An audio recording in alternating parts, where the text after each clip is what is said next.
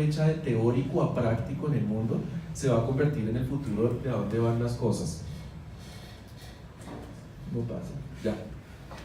Quiero comenzar con esto. Este señor Walter Isaacson hizo un resumen de las mayores cosas que aprendió de Steve Jobs después de la muerte de Steve Jobs, y en una de sus cosas dice: cuando te quedes atrás, da un salto adelante. Y esto lo explicaba porque Steve Jobs, cuando sacaron el primer modelo de iMac, no venían con unidad DVD grabadora, simplemente venían con unidad de CD.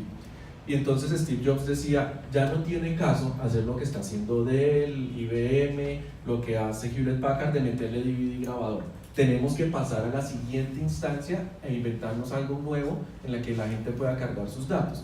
Y fue cuando ellos comenzaron a sacar todo su tema del iPod, que fue el primer, digamos, revolución que vino después con todo esto del iPhone, los iPads y una cantidad de cosas. Entonces es dar un salto adelante. ¿Por qué quisimos en AI Hub hacer una presentación de computación cuántica hoy en día? Por más que les voy a decir que esto se va a volver una realidad totalmente después del año 2020-2023. Porque nosotros como país, para volvernos más competitivos y realmente para crecer, pues tenemos que comenzar a dar este salto y dejar de hacer las cosas tradicionales que hoy en día se están aplicando. Claro, la inteligencia artificial es muy útil. Vamos a ver cómo esto se aplica a inteligencia artificial, cómo esto rompe muchas de las limitantes que la inteligencia artificial tiene hoy en día. Y el primer punto de computación cuántica es la gran capacidad de procesamiento que tenemos. ¿Cuántos de ustedes han utilizado máquinas hoy en día que tienen GPUs instaladas? ¿Y les parecen rápidas? Las GPUs son lentas, exageradamente lentas, son tortugas sin patas al lado de lo que hace la computación cuántica. Un computador con una tarjeta NVIDIA Quadro con 2048 procesadores y 16 y 32 GB de RAM, que eso suena una maravilla, se demoró más o menos 40 minutos recorriendo unas 160.000 fotos, identificando unas cosas que queríamos en unas fotos. Y uno dice 40 minutos, bueno, en la computadora cuántica lo hizo más o menos en 3 nanosegundos. Esa es una pequeña diferencia del tiempo. Y les estoy hablando de un código sin pensar en optimizaciones, sin pensar en unas cosas. Entonces, de 40 minutos a 3 nanosegundos, ¿sí? Estamos hablando de un tiempo que más me demoré yo en levantar el dedo del mouse cuando hice el clic que lo que tuvo la máquina la respuesta. Y ya van a ver por qué las velocidades de computación cuántica son tan exageradamente buenas.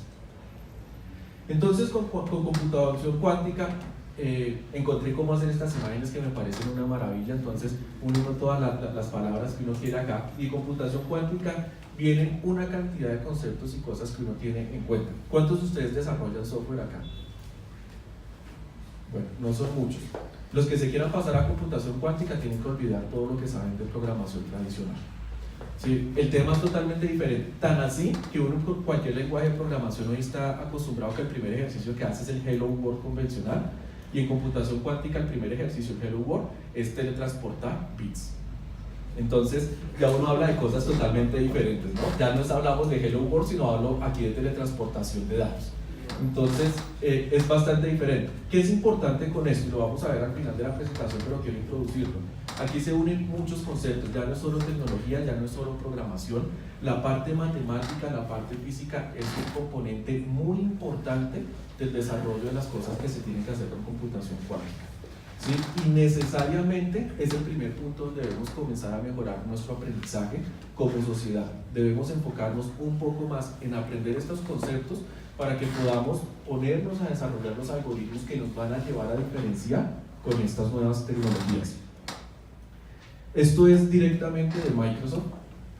Fíjense que lo que ellos dicen acá, lo que computadores de hoy en día tomaría eones para poder calcular, con computación cuántica toma unos cuantos nanosegundos o unos cuantos segundos. Un ejemplo muy sencillo de esto, computadores tradicionales para calcular más o menos 10 millones de dígitos de pi les toma aproximadamente 4 meses procesando la información. Computación cuántica logró eso en un nanosegundo. Son más o menos las diferencias de tiempo. Y ahorita hacían preguntas en el tema de los chatbots, por ejemplo, en el procesamiento del lenguaje natural. ¿Qué limitantes tenemos hoy en día en el procesamiento del lenguaje natural? Sucede que cualquier sistema de procesamiento del lenguaje natural que ustedes utilicen hoy en día, sea Alexa, sea Siri, sea Cortana de Microsoft, Cualquiera de los que tiene maneja algunas cosas, pero ustedes le hacen la pregunta y fíjense que sale la bolita moviéndose allá mientras él procesa, manda la información a internet, mientras por allá una capacidad de cómputo que tienen estas empresas exageradamente grandes hacen las cosas y toma segundos. Cuando una conversación con una persona yo le pregunto y la respuesta es inmediata, ¿sí? Porque el cerebro lo está haciendo, el cerebro finalmente es casi que una computadora cuántica, entonces tiene una capacidad muy grande. Con computación cuántica vamos a llegar a desplegar nuevas capacidades de la inteligencia artificial y de muchas otras tecnologías que ya vamos a ver cuáles van a ser las posibles aplicaciones de esto y cuáles son los algoritmos que vamos a comenzar a manejar. Entonces, en esta historia, en este cuento, hay un príncipe y el príncipe es el estado de spin del electrón. Por eso les decía que este tema comienza a meterse con física cuántica. ¿Cuál es el estado de spin del electrón? Sucede que a medida que los electrones van girando alrededor del átomo, alrededor de los neutrones y los protones del átomo que van en el centro, pues ellos van girando y haciendo un proceso como si fuera la rotación y la traslación si nosotros lo viéramos como un planeta. Y dependiendo de la posición va adquiriendo diferentes niveles de energía. Esos niveles de energía son el estado de spin en el cual el electrón va a darle datos a la computación cuántica y le va a permitir obtener la información. Ahora, la velocidad a la que gira un electrón dentro del átomo es muy cercana a la velocidad de la luz, pero tiene algo que vamos a ver más adelante, que es la capacidad de comunicarse con otras micropartículas de forma simultánea. Entonces hay un tiempo que es mucho más pequeño, que es inmediato, incluso a veces ni siquiera logra pasar fracciones de tiempo y permite obtener la capacidad de procesamiento que vamos a ver. Pero como todo cuento, también tenemos el villano del cuento. ¿Han escuchado el principio de incertidumbre de Heisenberg? ¿Sí? Entonces sucede que toda observación que nosotros hacemos en el universo y sobre todo a los electrones por ser energía, pues afectamos la observación. Entonces aquí quise explicar el principio de incertidumbre de la forma más chistosa, ¿no? Entonces la primera tipo página, ¿no? Me dice quiero saber su localización y después me pregunta y ahora quiero saber su momento. O puedo tener la una o puedo tener la otra, pero con el principio de incertidumbre yo nunca puedo saber la posición y la velocidad del electrón al mismo tiempo. Hay otra por acá, otro chiste de estos, buscando las llaves del carro, entonces le dice no puedo encontrar las llaves y dice probablemente sabe mucho acerca del momento. ¿Sí? Entonces el principio de incertidumbre o la incertidumbre va a generar una afectación gigantesca en este proceso de computación cuántica.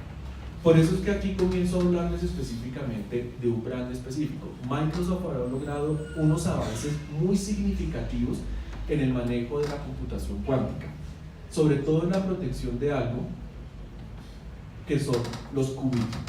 Los qubits, ese video se repite varias veces ahí, los qubits son la unidad más pequeña que nosotros manejamos en computación cuántica. Así como en computación tradicional tenemos los bits que son unos y ceros, en computación cuántica tenemos los qubits. Y lo que hacen estos estados es tener la información de la computación cuántica. El inconveniente con esto es que al ser información que está alojada en el estado de spin del electrón, cualquier observación que yo hago afecta el resultado. Por eso la incertidumbre comienza a afectar mucho la computación cuántica. ¿Qué hizo Microsoft? Creó algo que se llama Prototype Qubit. Y son unos qubits que están enlazados y están protegidos contra la mayor cantidad de fuentes de alteraciones del entorno exterior. Entonces protege la información que hay ahí. Ahora, ya definiendo cómo lo protegen ellos, venimos y nosotros miramos el tema del qubit. La mayor ventaja que tienen los qubits versus los bits es que un bit tradicional tiene 1 o 0, no tiene más estados en ese proceso. Los qubits, aunque los han querido mantener en sus límites de unos y ceros, adicionalmente tienen todos los posibles estados intermedios que se necesiten en el proceso. Entonces abren las puertas a eso que se manejaba hace más o menos unos 15, 20 años en las bases de inteligencia artificial, que era todo el tema de lógica difusa, donde lógica difusa le decían a uno es que existen estados intermedios, pero no existían ni los niveles ni tecnologías de procesamiento para representar esos estados intermedios. Y por más herramientas probabilísticas que se utilizaban, terminaban generando un proceso o una necesidad de procesamiento muy compleja. Finalmente con los qubits, hoy en día comienza a ser posible eso. Hoy en día ya es posible, ustedes pueden instalar simuladores de computación cuántica en sus máquinas. Necesitan tener máquinas un poquitito fuertes para hacer esto, pero ya podemos comenzar a hacer los primeros algoritmos de esta forma. Entonces, toda la información comienza a estar almacenada de esta forma. Y la ventaja es que en un mismo qubit nosotros tenemos una gran cantidad de estados de información. Entonces ahí es donde comienza a hacer que simultáneamente la capacidad de procesamiento que tiene esto va muchísimo más allá de lo que tenemos tradicionalmente hoy. Esto nos lleva a mirar cómo es la representación de los qubits. Entonces aquí vemos, el tema se vuelve totalmente matricial. Entonces nuevamente comienzan a decir, todas esas clases que le daban a uno de álgebra lineal comienzan a aplicarse aquí, comienzan a tomar muchísima más importancia. Un solo qubit lo representamos de esta forma. Fíjense que no son solo los unos y ceros, sino estas son otras posibles formas en que yo puedo representar los estados del qubit. Y aquí comienzo a representar 2 qubits, 3 qubits, y fíjense la forma en que esto crece, que es una forma exponencial mucho más acelerada, porque es que no es un exponencial en 2 dimensiones, sino se vuelve un exponencial en 3 dimensiones, o a medida que yo agrego qubits en una gran mayor cantidad de dimensiones. Ahí es donde radica la gran capacidad de poder de cómputo que desarrolla la computación cuántica. Hoy en día, los simuladores que hay de computación cuántica, ustedes pueden utilizar 30 qubits con una máquina que tenga 16 GB de RAM, 16 GB libres, ¿no? Si ustedes lo hacen en el mundo Microsoft, tienen que tener en cuenta que levantar Visual Studio se toma como 4 GB, levantar Windows se toma como otros 4 GB, es mejor una máquina de 32 GB. Y si tiene un poquitito más, póngale memoria. Agregar un solo qubit más hoy en día requiere 32 GB de RAM libres. Quitar un qubit de los 30 que tenemos me dejan 8 GB, pero fíjense que agregar mayor información de eso a los 40 qubits nos van a llevar a requerir 16 teras de memoria RAM. Y por más que ya hoy en día hablamos que existen supercomputadores con grandes cantidades de cosas, 16 teras de memoria RAM son contadas las máquinas que los manejan hoy en día en el mundo. Y aún más, contadas las empresas que se dan el lujo de armar una sola máquina con esa capacidad de cómputo. E imagínense el costo, ¿no? O sea, esas no son como para entrar a Amazon y decirme, deme 10 por si se me dañan las otras 9. ¿Sí? Entonces, es importante tener esto en cuenta. Hay simuladores, el de Microsoft, que es el lenguaje Q-Sharp, es una excelente alternativa para comenzar, porque ya lo tienen puesto en cosas del mundo real. O sea, ya uno puede crear algoritmos ahí que funcionen realmente. Microsoft hoy en día ya tiene máquinas cuánticas estabilizadas con 40 qubits, ¿sí? Que eso ha sido también la capacidad que, si todos han visto el despegue que ha tenido Microsoft en los últimos 2 años con inteligencia artificial, es porque ya unas pocas cositas las están procesando con esta información. Ahora, el cambio es totalmente, ¿no? No se imaginen que aquí va a salir Windows Quantum, ¿sí? Entonces que vamos a tener un Windows para computación cuántica. Es reaprender todo este tema de tecnología para los que tenemos que desarrollar, para los que tenemos que crear en esto. Hay 2 cosas importantes que debe tener uno en cuenta en los qubits. Lo primero es, ¿cuál es la superposición? Y la superposición es la capacidad del qubit de mantener diferentes estados al mismo tiempo. Entonces, aquí lo que nosotros vamos a tener que entender es que recibo información y esta información tiene múltiples estados en el mismo instante. Hoy en día en la programación tradicional uno está acostumbrado a que declara una función, le dice recibir un entero y ese entero llega con un solo valor. Imagínense, no es exactamente igual, pero imagínense que lo que él recibe es un entero y ese entero es una matriz completa de una cantidad de cosas que le está recibiendo ahí. Y no necesariamente tiene que ser solo ese dato de ese entero. Entonces cambia la forma de procesamiento y cambia la forma en que yo manejo la información. Ya no comienzo yo a dirigir mi programa manejado por el estado de los datos, sino comienzo a manejarlo por lo que realmente significa el dato que está teniendo ahí. Entonces cambia la forma en que ya uno no dice, oiga, si la variable era igual a 5, entonces diga que era mayor, o si no era menor, o póngale un switch, o cambian este tipo de estructuras totalmente. Por eso les digo que es nuevamente aprender todo el proceso de programación. Pero más allá de la superposición de los datos, existe una propiedad, a ver si logro pronunciarla bien, que es el entanglement, que es el lazo cuántico que tienen los qubits, por la misma capacidad del lazo cuántico que tienen las partículas que se están moviendo, que son los electrones. ¿Qué significa esto?